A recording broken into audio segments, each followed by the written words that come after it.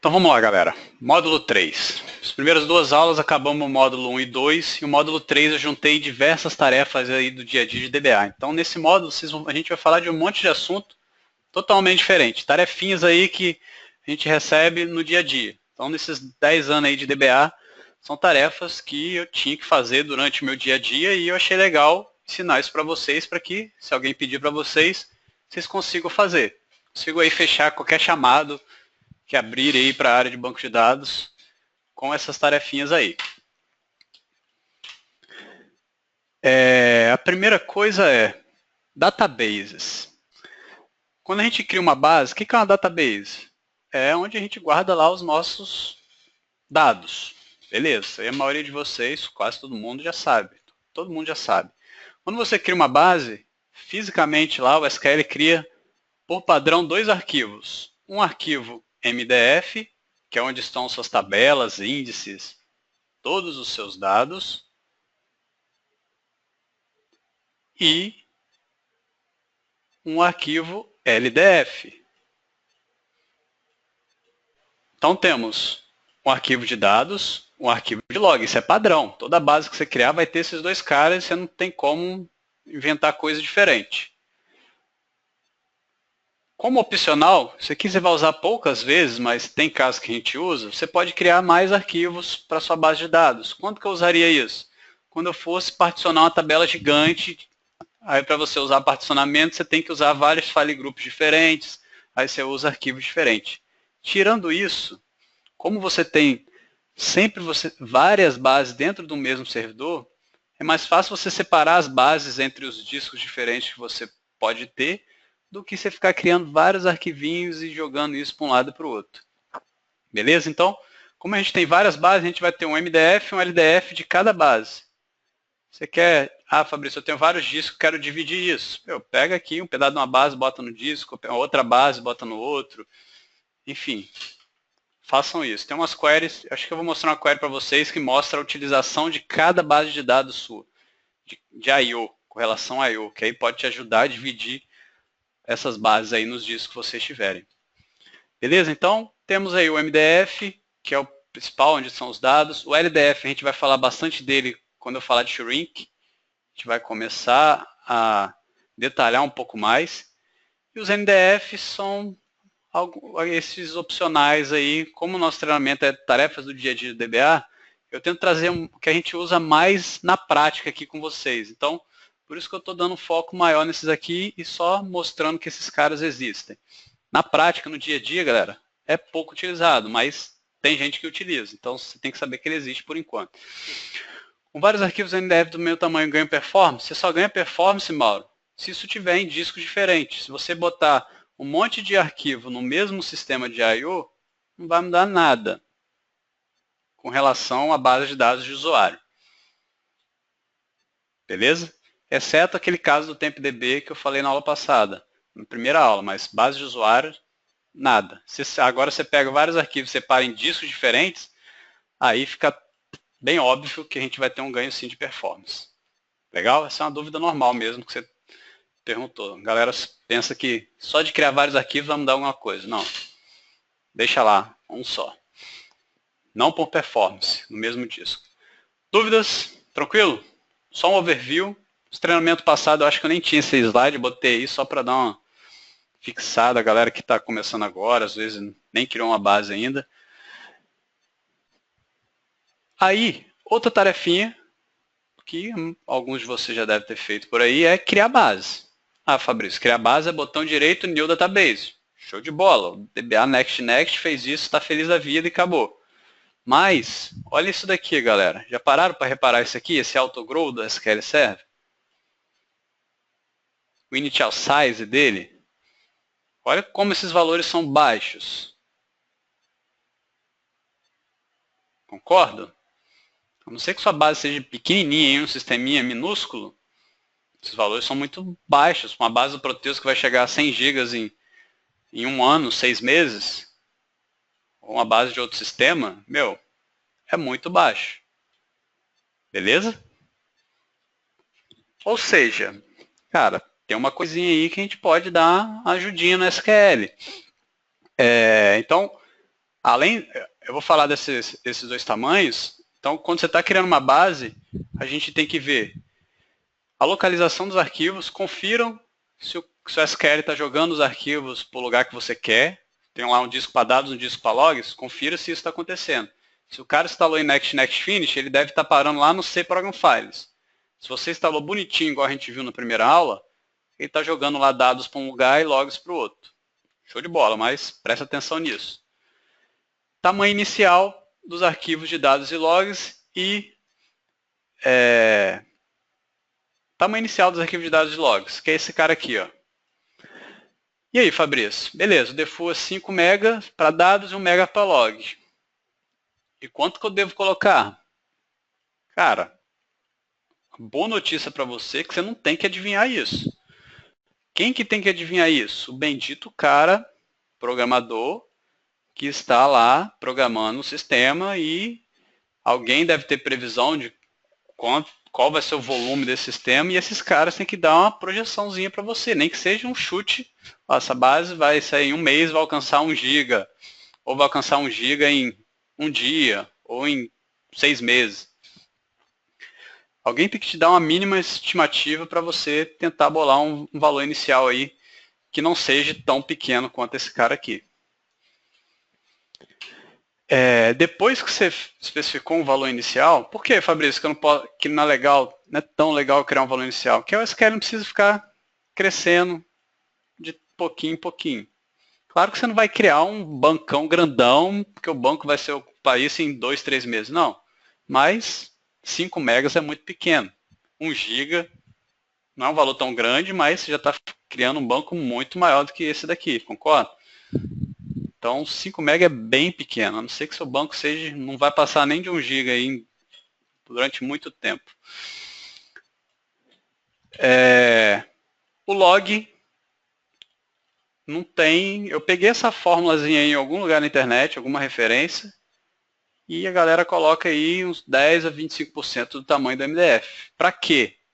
Quando a gente falar de índice, lá no módulo 6, quando a gente faz um rebuild de um índice gigante, o SQL usa bastante transaction log. Então, se ele já tiver com tamanho adequado, essa operação vai ser mais rápida, porque ele não vai ter que ficar crescendo o arquivo de log, que é um pouco lento. Dúvida? Tamanho inicial dos arquivos?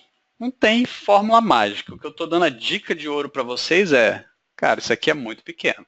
Nem que você bote 100 megas, você já está botando muito maior do que isso. 500 megas e etc. Sim, você evita lá o crescimento do arquivo e fragmentação lá. O arquivo já, na verdade, fragmentação seria quando você reduzisse e criasse de novo, Jefferson. Aí fica aquela sanfona, né? Cresce, diminui, cresce, diminui, cresce, diminui. Mas você evita operações aí de crescimento, vamos dizer assim. Imagina se tiver uma base gigante crescendo a cada 1 mega. Quantas vezes uma base que tem 300 gigas precisou crescer para chegar nesse valor? Olha isso. Quantas vezes uma base precisou crescer 1 mega para chegar em 300 gigas? 300 mil vezes. É muita coisa. Algum impacto na performance? Cara, performance para o arquivo MDF não é tão grande porque, lembra lá do Instant File Initialization? Ele faz esse crescimento ser rápido. Agora, para o Transaction Log, faz sim diferença. O SQL tem que ficar crescendo esse negócio toda hora. Por quê? Porque não existe Instant File Initialization por arquivo de log. Então, o crescimento do arquivo de log, ele tem que ir lá no disco e fazer o quê? Lembra que eu falei? Dar aquela formatadinha, vocês viram a diferença do tempo de crescer assim? Então, sim, principalmente para o arquivo de log, se você já colocar um valor, na hora que você cria a base, sei lá, 1 GB eu vou usar para o meu log, você vai evitar aí crescimentos de 1 mega até 1 GB várias vezes. E para crescer, ele vai usar um pouco aí a performance, igual a gente viu. Beleza? Por arquivo MDF não muda tanto, mas também é legal você fazer para evitar as operações aí, nem que seja rápida no meio do dia. Tamanho máximo da base é esse cara aqui, ó. Então, initial size, o nome já diz, é o tamanho inicial. Tamanho máximo da base também é fácil. Qual o tamanho que a base pode atingir por limite? Por default vem ilimitado. Ou seja, sua base pode crescer até acabar o espaço em disco. Mas e aí, Fabrício? Você usa isso? Então, veja bem. Se eu tiver várias bases de dados no mesmo disco, eu mantenho elas ilimitadas. Por quê? Porque eu fosse limitar o máximo dela lá, ia chegar uma hora que eu ainda ia ter espaço em disco e podia acontecer de uma base parar porque eu tinha limitado. Então, se eu tiver várias bases de dados, é difícil você controlar isso. Você vai ter que calcular um limite máximo para cada uma delas, etc, etc.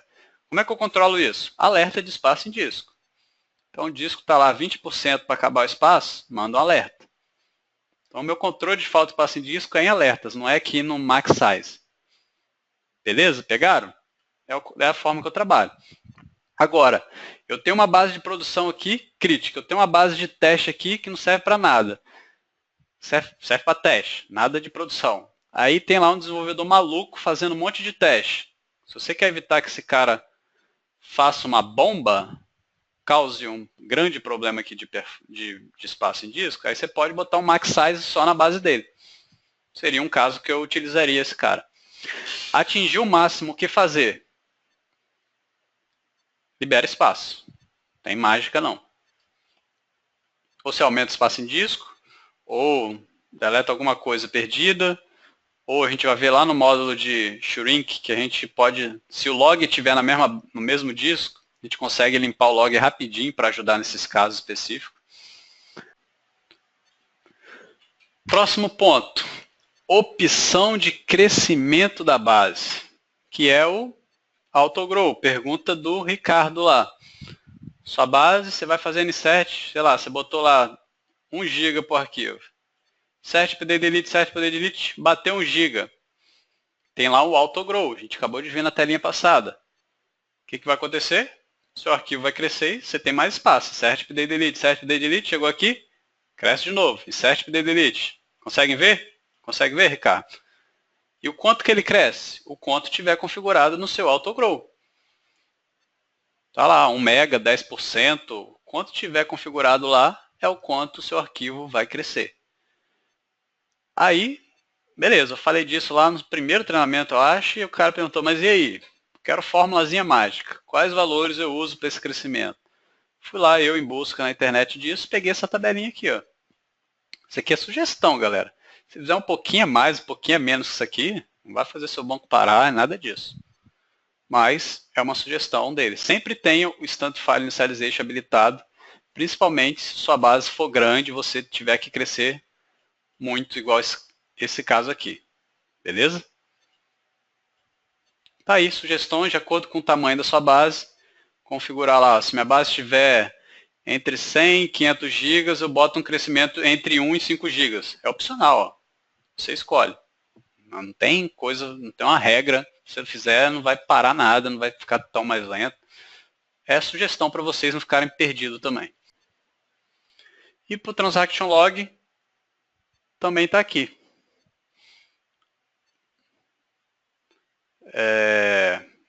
Sei lá, meu Transaction Log tem mais de 3 GB, eu configuro um crescimento máximo aí de 1 GB nele, porque lembra que o log, gravem isso, ó, essa informação que diferencia vocês do DBA Next Finish. O MDF cresce rápido, Instant File Initialization habilitado, ele cresce rápido.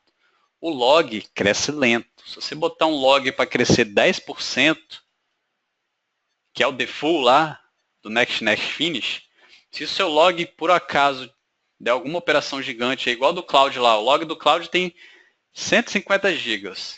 Se o crescimento dele tiver em 10% e no meio do dia o SQL precisar crescer, ele vai ter que crescer quanto? 15 GB. 15 GB formatando aqueles zerinhos lá, lembra? O teste que a gente fez do Instant File Initialization?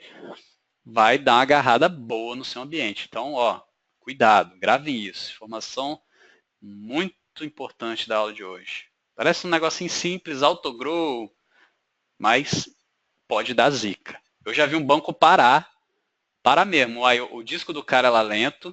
Ó, caso do dia a dia para vocês. Mais um. O disco do cara lá lento. O crescimento da base dele era, lá no caso era a base, o MDF. O cara não tinha IFI habilitado. A base tinha 300 GB e o crescimento era 10%. A base tentou crescer 30 GB no meio do dia de uma vez só. Parou tudo. O Errolog do SQL foi lá e mandou uma mensagem para ele. Cara, você está crescendo a base num tamanho muito grande. Façam em chunks menores. Ele mandava lá. Muito legal. Então, dica do dia a dia. Bem legal. Gravem dúvidas, me perguntem. Aí, quando a gente está criando uma base, lembra? Eu estou criando uma base, que era um negócio simples. Olha quanta coisa a gente já está discutindo. Aí tem um negocinho lá chamado Recovery Modo. Eu vou explicar isso lá no módulo de backup. Acredito que hoje ainda. Mas é na hora que você está criando, só coloquei isso aqui para lembrar que é na hora que você está criando uma base, tem uma opçãozinha assim, que aí vai ter lá Full, Simple, Bookloaded, e é aqui que você vai ter que definir, na hora de criar a base, qual vai ser o Recovery Mode da sua base. O que é um Recovery Mode, Fabrício? Aguarde o módulo 4. Só para dar o gostinho. Aí eu pego um cliente com a base de 300 GB, crescendo a cada 1 mega, e a reação é mais ou menos assim. A base cresceu 300 mil vezes até chegar nos 300 GB. Loucura, loucura, loucura.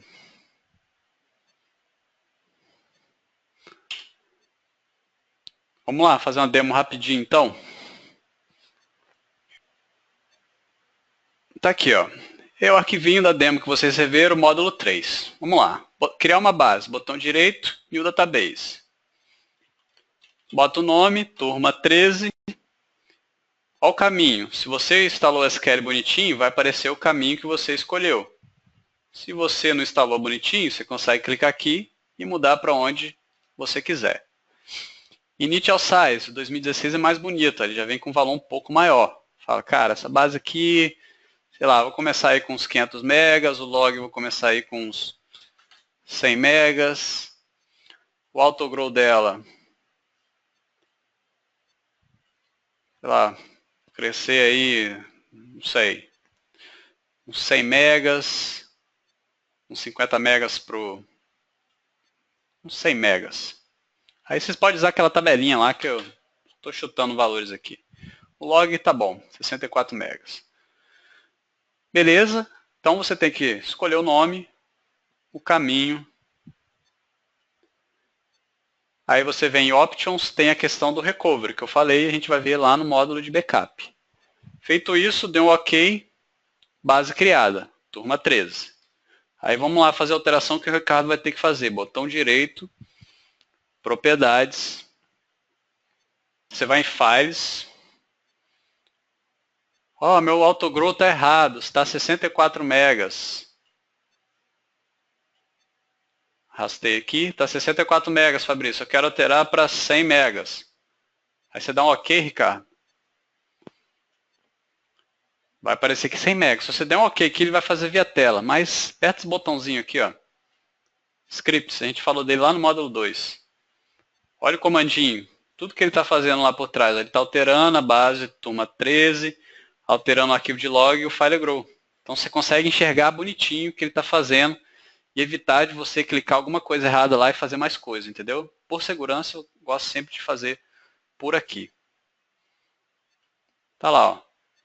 Alterado com sucesso. Então vai lá na tela, que é mais fácil, clica lá, você não precisa decorar isso aqui. Gera o script, confere e roda. Show? Sucesso. Pode rodar autogrow, file grow aqui, você pode rodar sem problema nenhum. Max size também. Agora o initial size, cuidado. Beleza. Tranquilo? Então criar a base. 2 palitos. 2 palitos, mas tem uns detalhezinhos aí que vocês viram que o Next Finish passa batido. Depois dos tipos de dados, temos as constraints. Vou passar rápido aqui no slide, porque a gente vai fazer uma demo de cada uma delas e eu vou explicar elas lá. Constraint. A maioria de vocês já viu isso tudo. Então, primary key é o quê? Chave primária. O que é uma chave primária? Se define um ou mais campos como único.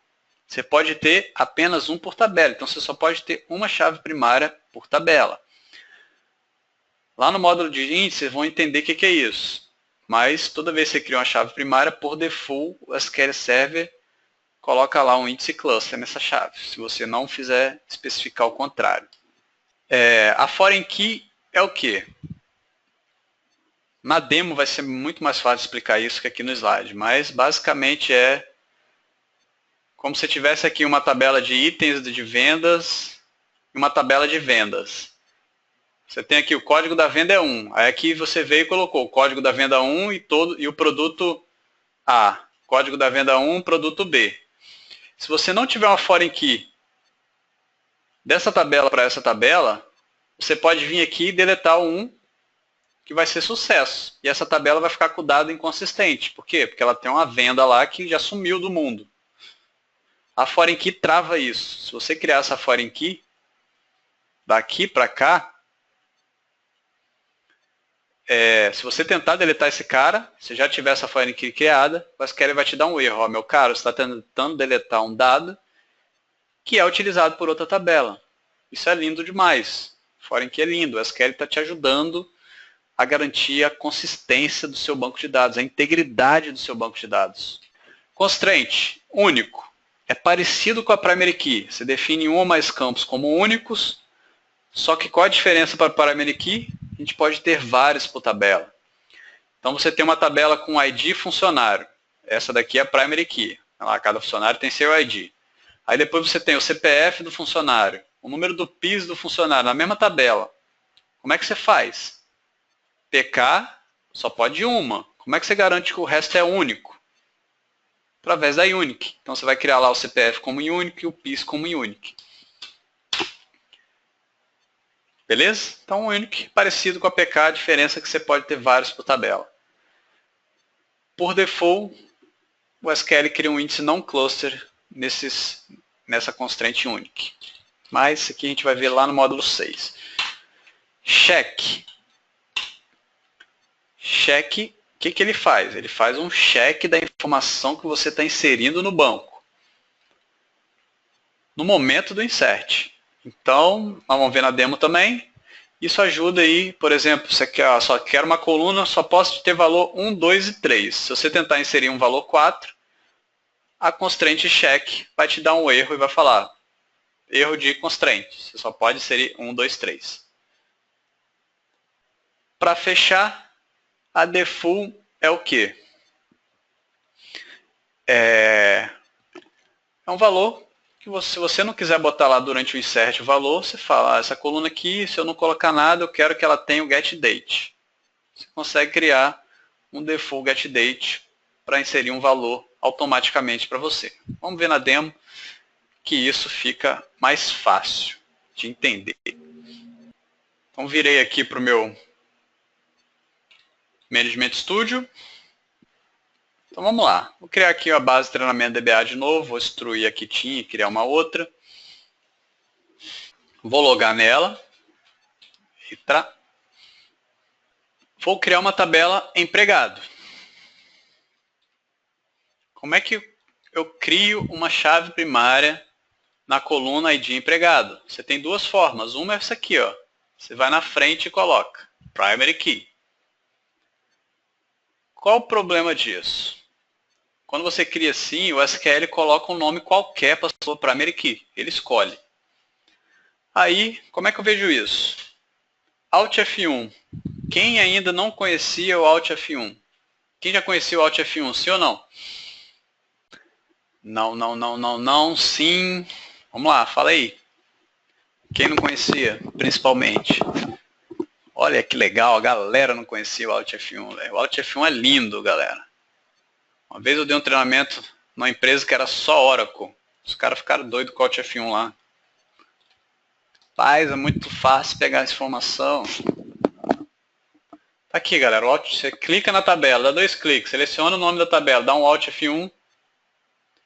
Você vê aqui o nome da tabela, data de criação, todos os colunas, os tipos de dados, tamanhos, qual a precisão, a varchar de 50, qual a colete da coluna, lembra lá da colete? Tá aqui a colete da minha coluna varchar. Se tem idente, mostra aqui, então você já consegue ver se uma tabela tem idente. Todos os índices delas aparecem aqui e todas as constraints aparecem nesse último. Quando você cria uma primary key da forma que a gente criou ali, sem especificar um nome, ela cria com esse nome maluco aqui, estão vendo?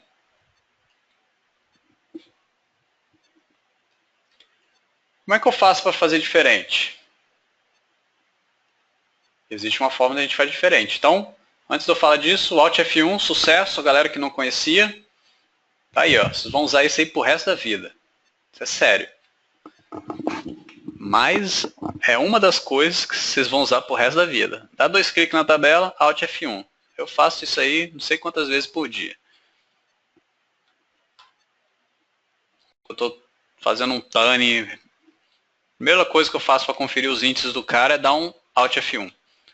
Quero conferir as constraints do cara, Alt F1. As colunas, Alt F1.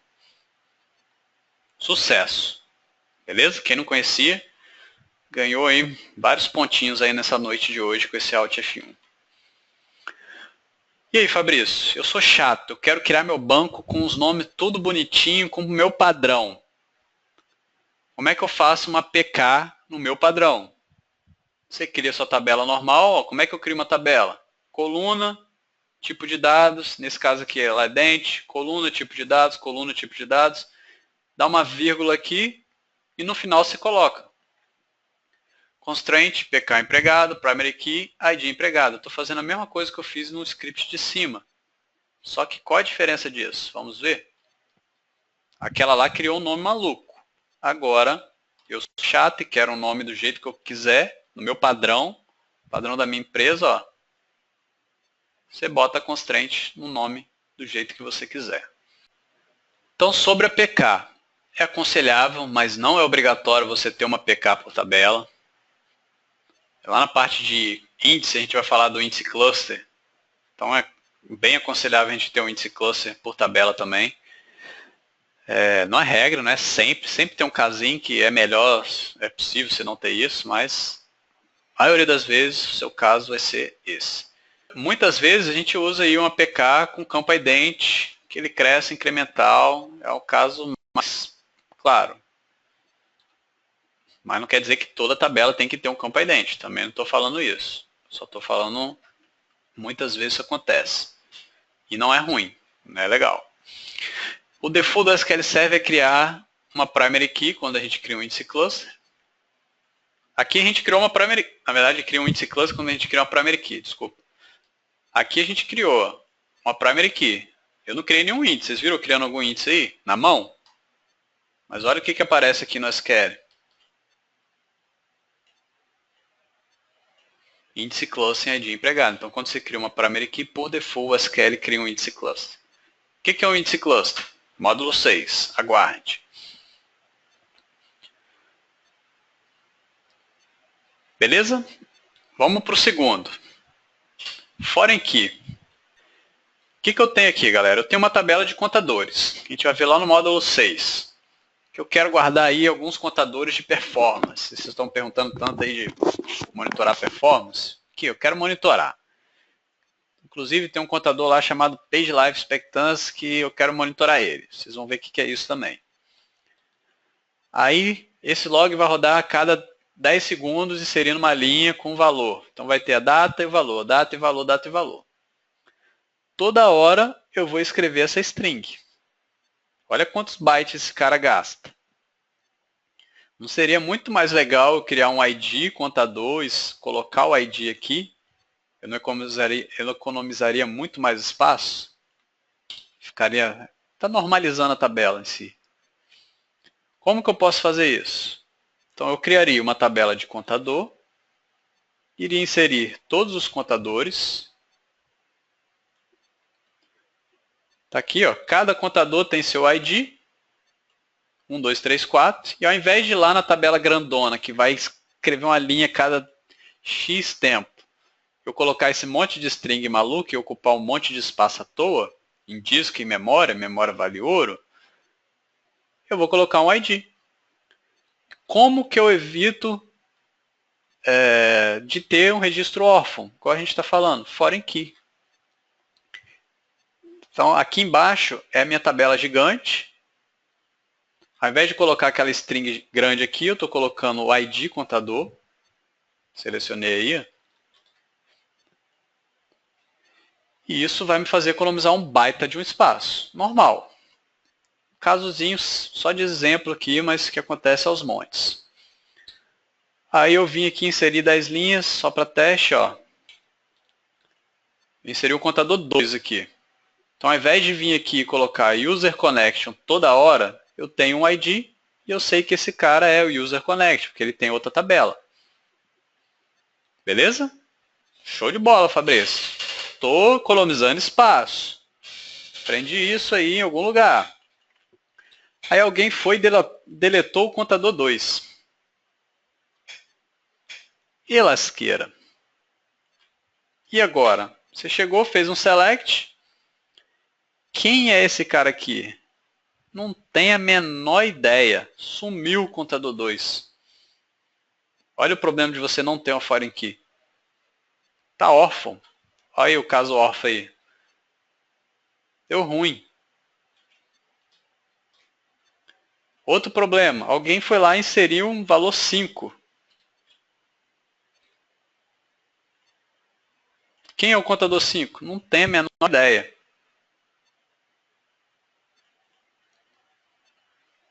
Beleza? Banco perdeu a integridade.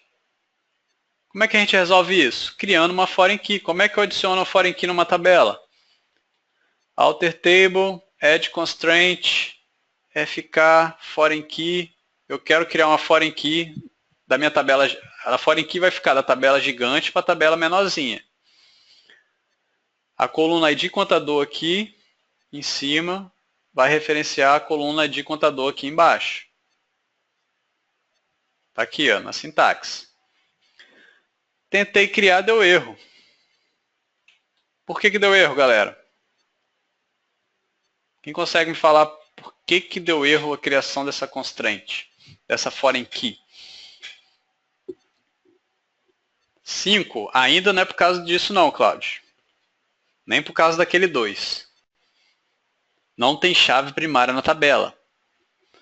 Então, quando você quer criar uma foreign key numa tabela gigante para uma tabela pequenininha, a foreign key vai ficar aqui, ó.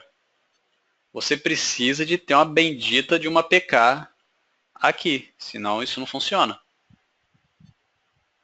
Beleza? Então, a resposta do Mauro é correta. Deu erro porque está aqui, ó. There are no primary key na tabela contador. Você não tem a primary key na tabela contador e quer criar um FK para cá? Tá maluco? Faz o negócio direito. Faltou botar aqui DBA, cabeçudo. Beleza, então vamos criar uma primary key e obedecer o SQL. Vou lá na tabela contador, criei uma primary key lá. Aquela tabela menorzinha. Vamos tentar de novo. E criar a constraint e deu erro.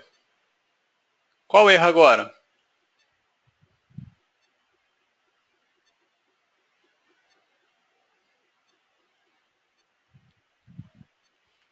O primeiro erro era por causa da primary key, já resolvi. Qual que é o erro agora desse nosso exemplo?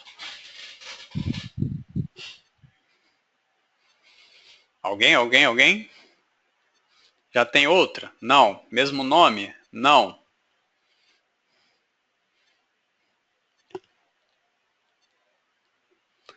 Por que agora está dando erro na criação da foreign key? Órfão. Agora sim é a resposta que vocês deram para outra. É aquele bendito 2 e aquele bendito 5. Eles estão gerando conflito. Está aqui, ó, tem um conflito na sua collection. Ele ainda fala aqui as colunas, ó, ID contador. Beleza, galera? Ricardo, a galera, Cláudio, a galera que respondeu lá no primeiro erro, agora sim, agora vocês estavam certos. Vai dar erro por causa dos valores inconsistentes. Vamos resolver isso? Vou mudar todo mundo para 3. E 3 eu tenho, 3 existe. Olha que legal o SQL Prompt. Descobri isso outro dia. Estou fazendo um update sem where. O bendito do cara fala assim, ó, meu filho, você tem certeza que você quer fazer um update sem where? Olha que bacana. Você salva vidas, galera. Isso aqui salva várias vidas por aí. Aquele cara que seleciona, salva emprego, salva leitinho das crianças, supermercado do fim do mês. Isso não é 2016 não, isso é ferramenta SQL Prompt da Redgate. Pago. Como eu falei, a maioria das coisas boas são pagas. Bom, bonito, barato dificilmente existe. Sim, eu quero executar. Estou consciente. Agora que eu botei tudo para 3, 3 existe, finalmente eu consegui criar a minha foreign key. Dei um Alt F1. Olha que legal aqui embaixo. Eu tenho uma foreign key com o nome que eu queria. E aqui ele fala, ó, referencia a tabela contador na coluna ID contador. Dúvidas?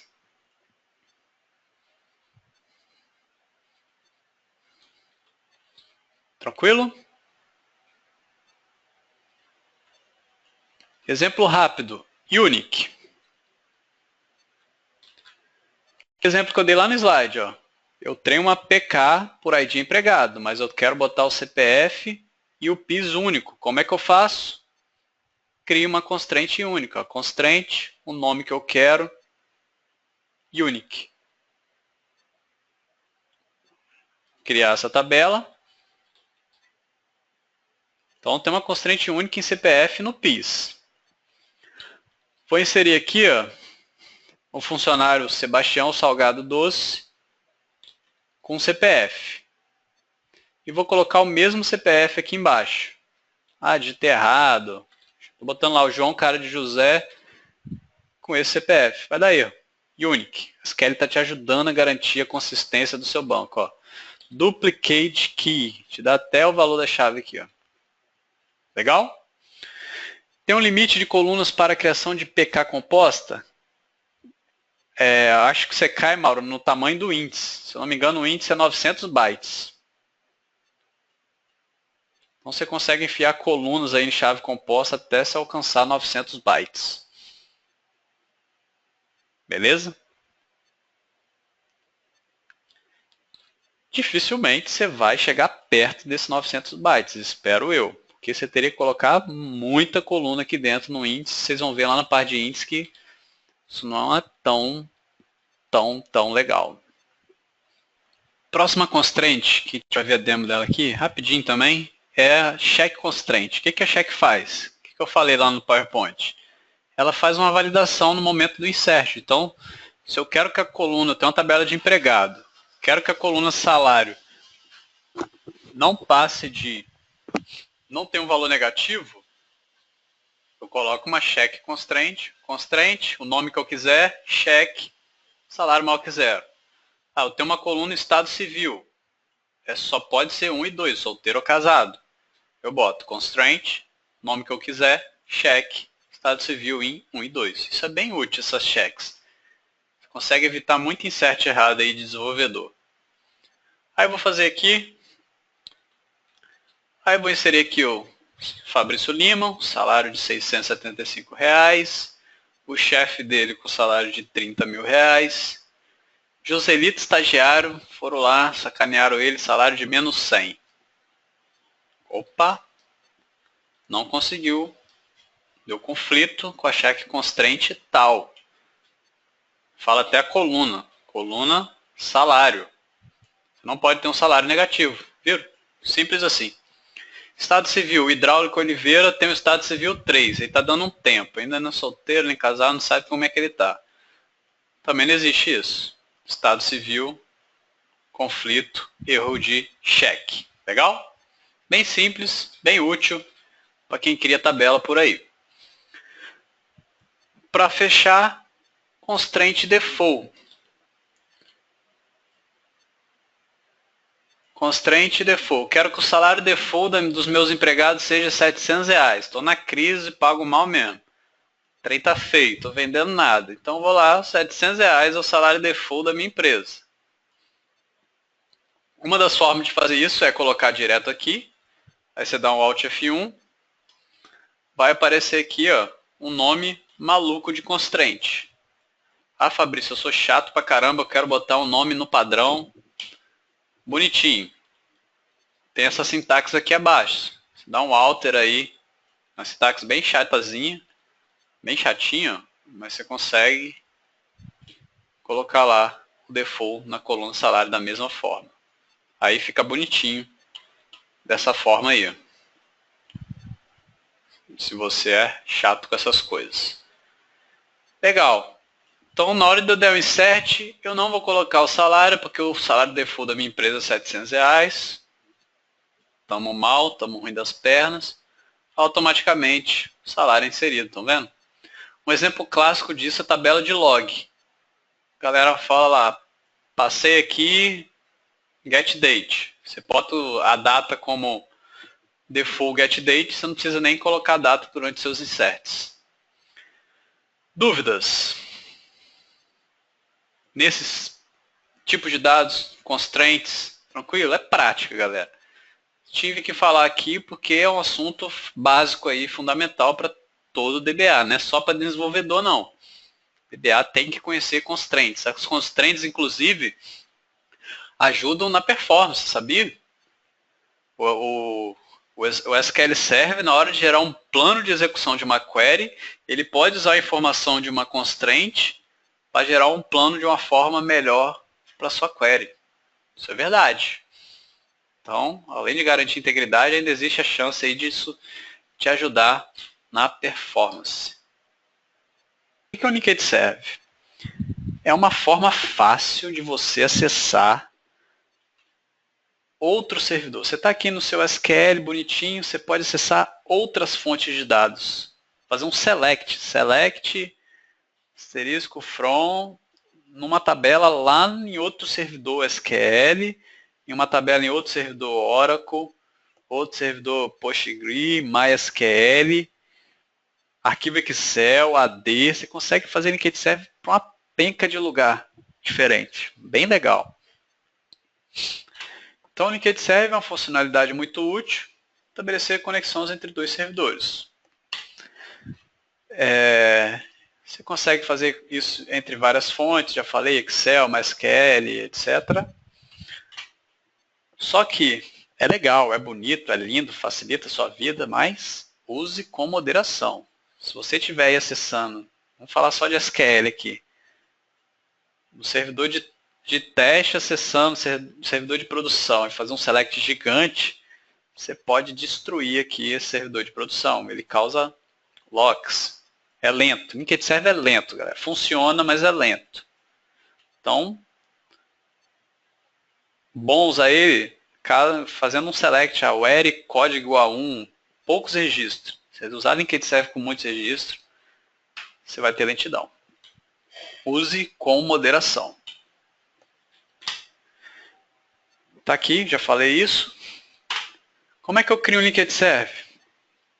Tem uma pastinha escondida aqui chamada Server Objects, Linked Serve, New Linked Serve. Botão direito aqui, New Linked Serve. Vamos fazer uma demo para a gente ver como é que cria esse cara. O caso mais normal é você ter vários SQL na sua empresa e ter que acessar de um servidor ou outro, fazer select num servidor no outro. Tem gente que tem Oracle, MySQL e tem que fazer essa mesma coisa para outros bancos de dados.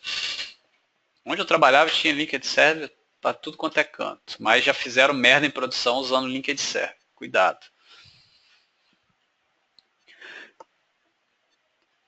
Então eu mudei aqui para o meu Management Studio. Vou criar um Linked Serve. Legal. Tem aqui um passo a passo do que eu vou fazer na minha demo, mas vocês podem fazer isso aí em outras instâncias, vão ver que é bem simples. Como é que eu crio um Linked Serve? Eu vou abrir aqui a minha demo, vou abrir aqui uma VM, que eu tenho 2 instâncias, no meu notebook eu só tenho uma. tentar dar um zoom aqui. Então eu tenho uma instância chamada SQL STD 2016 e outra SQL STD 2016 underline AG. Duas instâncias diferentes. O que eu vou querer fazer? Eu vou querer, daqui de cima, fazer um select nessa tabela aqui de baixo.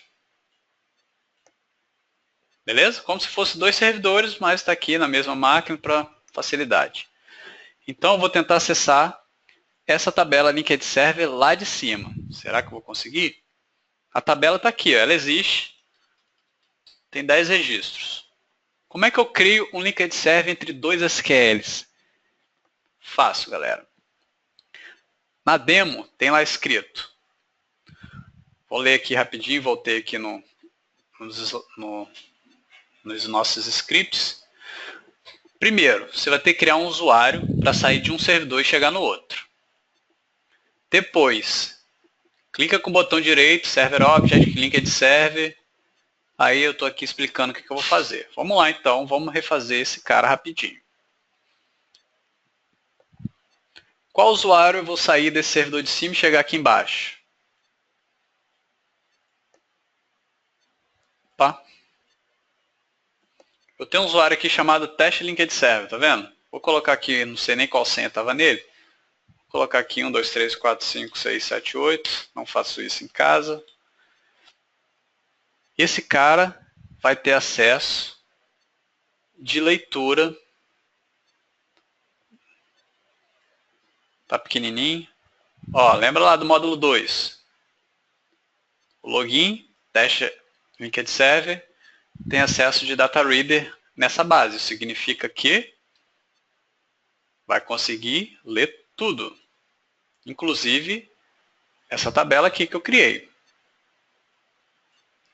Como é que eu crio o Linked Server? Botão direito, Linked Server, New Linked Server. Como é para um SQL Server, é mole. Você clica aqui, SQL Server, está um pouquinho pequeno aí, mas acho que dá para ver. Aí você vai colocar o nome do seu SQL Server que você quer chegar. Então eu quero chegar lá na instância SQL AG01 barra SQL STD 2016. É aqui que eu quero acessar aquela tabela. Vou chegar lá como? Usando um login chamado Teste Linked Server. 1, 2, 3, 4, 5, 6, 7, 8. Então, quando eu chegar lá, eu vou conseguir acessar tudo que esse login consegue. Esse login foi criado para isso. Só isso. O que você fez, Fabrício? Apertei Linked Server, coloquei um nome, digitei um usuário, está criado um Linked Server. Vamos ver se esse negócio funciona? Como é que eu faço o select? Olha o nome do Linked Server aqui. Como é que eu faço um select para acessar uma tabela em outro servidor usando o Linked Server? Você faz o select normal, do jeito que está aqui na tela. Aí você digita aqui no comecinho qual o nome do seu Linked Server. Depois, o nome da base. Depois, BBO lá, eita, fugiu o nome. O esquema. Depois, o nome da tabela. Isso aqui a gente chama de full name. São os 4 nomes aí para você acessar uma tabela. Nome do servidor, base, esquema, tabela. Será? Onde eu estou logado?